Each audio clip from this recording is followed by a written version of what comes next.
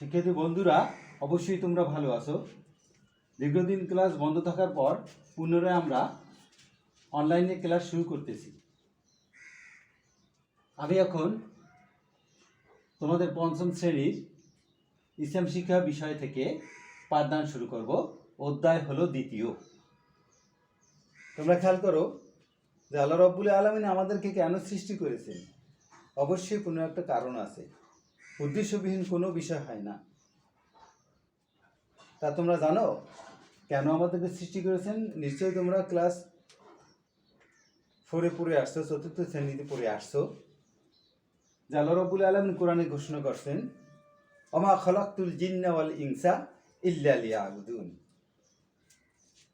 একমাত্র আল্লাহ রাব্বুল আলামিন দুই জাতি অর্থাৎ জিন ও মানুষকে সৃষ্টি করছেন তার ইবাদতের জন্য। আজকে তোমাদের পাঠ হলো ইবাদত। তাদের পাঠ কি বলো? ইবাদত। দ্বিতীয় অধ্যায় ইবাদত বিষয়ে তোমাদেরকে আমি পড়াবো।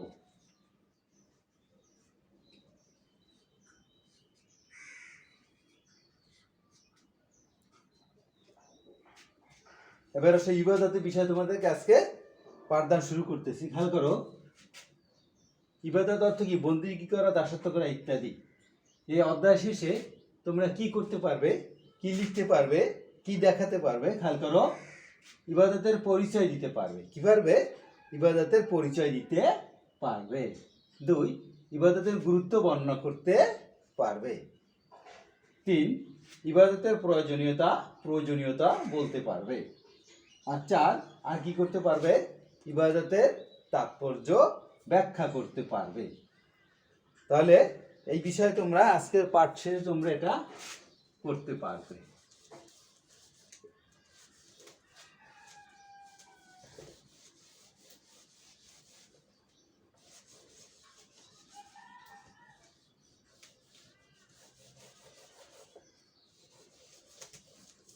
এখন আসো, ইবাদত অর্থ কি? খেয়াল করো,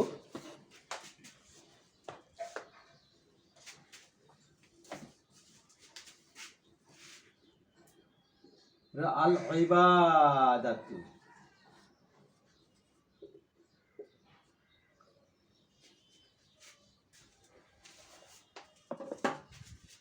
ইবাদত অর্থ আনুগত্য, দাসত্ব, বন্দেগী ইত্যাদি। ইবাদত অর্থ কি? আনুগত্য, দাসত্ব, বন্দেগী ইত্যাদি। আল্লাহ তাআলার আনুগত্য স্বীকার করে তার যাবতীয় আদেশ নিষেধ মেনে চলাকে বলে ইবাদত। এবার খেয়াল করে একটা ছক এঁকে দেখো, ইবাদত শব্দটি আব্দুন শব্দ থেকে আসছে।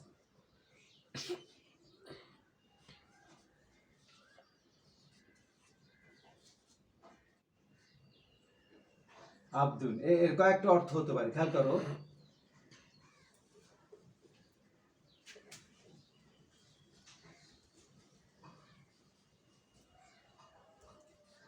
দাস,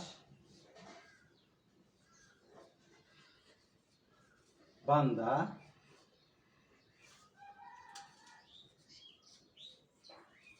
চাকর,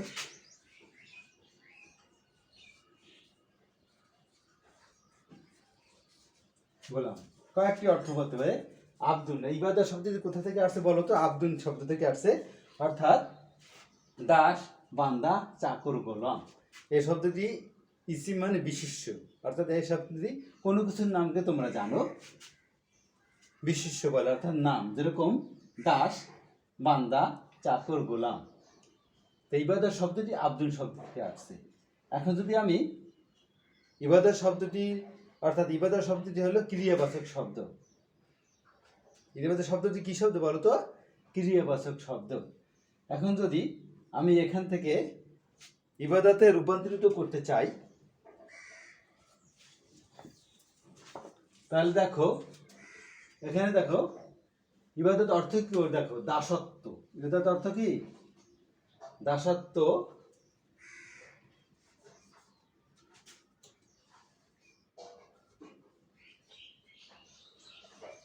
বন্দেগী, চাকুরি, গোলামি। তাহলে এখানে কি আসছে? ইবাদত। তাহলে আমরা কি পেয়েছি? ইবাদত অর্থ দাসত্ব করা, বন্দেগী করা, চাকুরি করা, গোলামি করা ইত্যাদি। বোঝা গেল? তাহলে ইবাদত শব্দটি অর্থ বোঝা গেল? হ্যাঁ, আনুগত্য করা, দাসত্ব করা, চাকুরি করা, বন্দেগী করা। অর্থাৎ আল্লাহ রাব্বুল আলামিন পরিভাষায় আল্লাহ রাব্বুল আলামিন যখন যে আদেশ করেছেন সেটা পালন করা, এবং যখন যা নিষেধ করেছেন তা না করার নামই হলো ইবাদত। যেরকম আল্লাহ রাব্বুল আলামিন আমাদেরকে নির্দেশ করেছেন সালাত আদায় করো, আবার দেখা গেল সালাত আদায় করা যাবে না, সালাত আদায় না করাও ইবাদত। যেরকম 24 ঘন্টার ভিতরে 3টে সময় ইবাদত করা নিষেধ, তোমরা জানো অবশ্যই। সূর্য উদয়, অস্ত এবং ঠিক ঠিক দ্বিপ্রহরে, এই সময় কিন্তু এবার নামাজ পড়া যাবে না, সম্পূর্ণ নিষেধ। এখন তুমি যদি বলে হ্যাঁ আমি এখানে তখন নামাজ পড়বো, কিন্তু আল্লাহ বলবেন ওরকম ইবাদত দরকার নেই। তদ্রূপ রোজা রাখা কিন্তু ইবাদত, আবার রোজা না রাখাও ইবাদত। কেমনে? যেরকম বছরে 5টি দিন আছে, যে 5টি দিন রোজা রাখা সম্পূর্ণ নিষেধ, তখন যদি আমরা রোজা রাখি তাহলে ইবাদত হবে না। তাই বলা যায় পরিভাষায় আল্লাহ রাব্বুল আলামিন যখন যে আদেশ করেছেন তখন সেই আদেশ পালন করা, এবং যখন যা নিষেধ করেছেন তা না করার নামই ইবাদত। আল্লাহ আমাদের ইলাহ, ইলাহ মানে মাবুদ, আর আমরা তার আগেই বলছি আব মানে কি? বান্দা, আনুগত বান্দা, অনুগত বান্দা। আমাদের কর্তব্য হলো আল্লাহ তাআলা যেসব কাজ করলে খুশি হন, যা যা করতে বলেছেন তা করা, আর যা যা করতে নিষেধ করেছেন তা না করার নাম কি? ইবাদত। আল্লাহ তাআলার আদেশ নিষেধ মেনে চলাই হলো ইবাদত। আল্লাহ তাআলা আমাদের সৃষ্টির সেরা জীব হিসাবে সৃষ্টি করেছেন। তিনি আমাদের লালন পালন করেন, তিনি আমাদের রব, আমাদের জীবন মৃত্যুর মালিকও তিনি এই মহাবিশ্বকে আমাদের জন্য কত সুন্দর করে সাজিয়েছেন।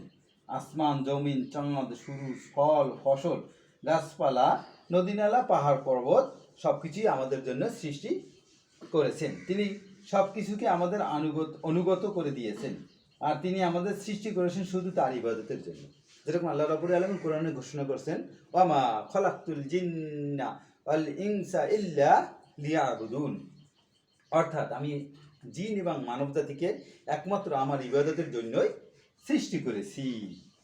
আমাদের জন্য কতগুলো নির্ধারিত মৌলিক ইবাদত রয়েছে, যেমন সালাত, সাওম, হজ, যাকাত, সাদাকা, দান খয়রাত ইত্যাদি। এগুলি মহানবী সাল্লাল্লাহু আলাইহি সাল্লাম যেভাবে আদায় করেছেন আমাদের সেভাবে আদায় করতে বলেছেন, আমরা ঠিক সেভাবে আদায় করব। ইবাদত শুধু সালাত, সাওম ইত্যাদির মধ্যেই সীমাবদ্ধ নয়। আল্লাহ তাআলার সন্তুষ্টির জন্য জানাবে রাসূলুল্লাহ সাল্লাল্লাহু আলাইহি সাল্লামের দেখানো পথে যে কোনো কাজ করাই হলো ইবাদতের শামিল। ভালো কাজে উৎসাহ দেওয়া ইবাদত। রাসূল সাল্লাল্লাহু আলাইহি সাল্লাম বলেছেন, যে ব্যক্তি কোনো ভালো কাজের পরামর্শ দেয় সেই ব্যক্তিও কাজটি সম্পন্নকারীর সমান পুরস্কার পাবে। মুসলিম শরীফে হাদিসটি বর্ণিত রয়েছে। আল্লাহ তাআলা তার ইবাদতের জন্য আমাদের সৃষ্টি করেছেন, আমাদের সব সময় তার ইবাদতে মশগুল থাকা কর্তব্য। প্রশ্ন উঠতে পারে, সব সময় কি ইবাদতে মশগুল থাকা সম্ভব? হ্যাঁ, দিন রাত 24 ঘন্টা ইবাদত করা সম্ভব। যেমন আমরা যদি বিসমিল্লাহ বলে হালাল খাদ্য খাই, খাওয়ার পরে শুকর করি, তবে খাওয়ার সময়টুকু ইবাদতে গণ্য হবে। পড়ার সময় বিসমিল্লাহ বলে পড়া শুরু করলে লেখাপড়া করবো ততক্ষণ ইবাদতে গণ্য হবে। বিসমিল্লাহ বলে স্কুলে যাত্রা শুরু করলে আল্লাহ তাআলা আমাদের রাস্তায় বিপদ আপদ থেকে রক্ষা করবেন। কোনো অন্ধ লোককে রাস্তা পার হতে সাহায্য করলে আল্লাহর নিকট এর পুরস্কার পাওয়া যাবে, এটিও ইবাদত। রাস্তায় ময়লা আবর্জনা বা কষ্টদায়ক কোনো বস্তু সরায় ফেলা ইবাদতের অন্তর্ভুক্ত। সৎ পথে ব্যবসা বাণিজ্য করা, চাষাবাদ এবং অন্য কোনো সৎ পেশায় নিয়োজিত হয়ে যথাযথ কর্তব্য পালন করাও ইবাদতের মধ্যে শামিল। এমনকি ঘুমানোর আগে পাক পবিত্র হয়ে আল্লাহর নাম নিয়ে ঘুমালে নিদ্রায় যতটুকু সময় থাকবে ততক্ষণই আল্লাহর ইবাদতে কাটাতে পারবে। এভাবে আমরা সর্বক্ষণই আল্লাহর ইবাদতে মশগুল থাকতে পারি। ইবাদত আল্লাহ তাআলা খুশি হন। ইবাদত কি হন? আল্লাহ তাআলা খুশি হন। এতে দুনিয়ার জীবন সুখের হয়, পরকাল পরম শান্তিময় স্থান জান্নাত লাভ করা যায়। আর যারা ইবাদত করে না, আল্লাহর পথে চলে না, আল্লাহ তাদের প্রতি কি অসন্তুষ্ট হন। তারা দুনিয়াতে শান্তি পায় না, পরকালে তাদের জাহান্নামের কঠিন শাস্তি ভোগ করতে হবে।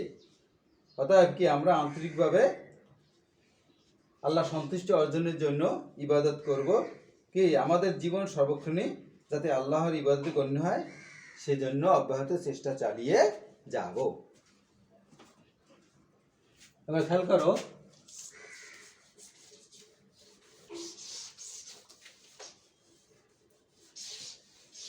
এবার দেখি পারো কিনে দেখি। এক,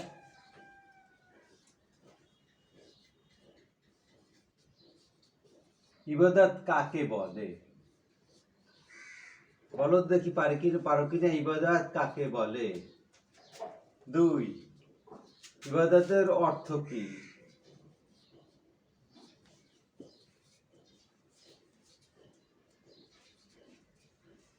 তিন, আমরা কেন ইবাদত করব?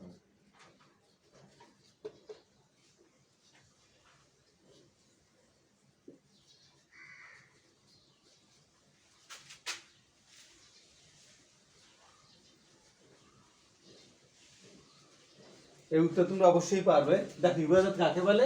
ইবাদত অর্থ বন্দেগী করা, আনুগত্য করা, দাসত্ব করা ইত্যাদি। ইবাদত অর্থ কি? আনুগত্য করা, বন্দেগী করা, দাসত্ব করা ইত্যাদি।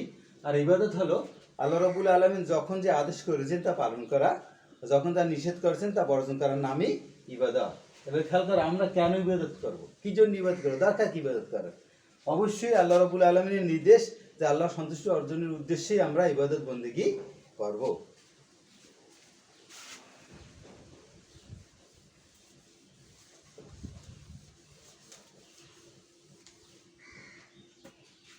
এবার HW দেখো, বাড়ির কাজ।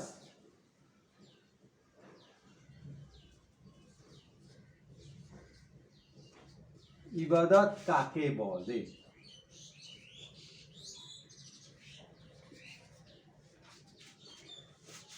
আমরা কিভাবে 24 ঘন্টা ইবাদত থাকবো?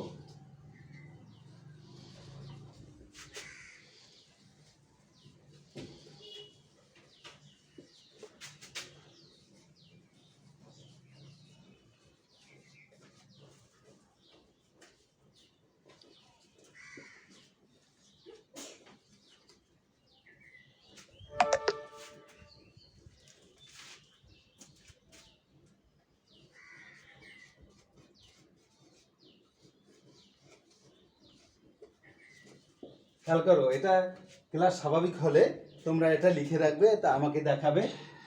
এটা বাড়ির কাজ থাকবে তোমাদের। ইবাদত কাকে বলে, আমরা কিভাবে 24 ঘন্টা ইবাদতে থাকতে পারি। অবশ্যই তোমরা এটা লিখে রাখবে।